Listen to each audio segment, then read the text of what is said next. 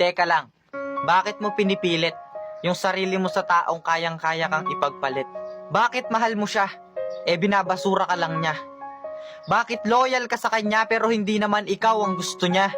Bakit hindi mo matanggap na yung taong gusto mo hindi talaga para sa'yo?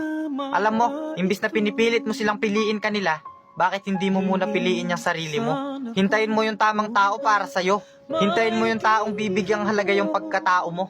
Tandaan mong hindi pinipilit ang pagmamahal. Kusayang nararamdaman, pinipilit mo silang mahalin kanila, kaya ka nasasaktan. I'm sorry, don't leave me. I want you here with me. I know that your love is gone. I can't breathe, I'm so weak. I know this isn't easy. Don't tell me that your love is gone.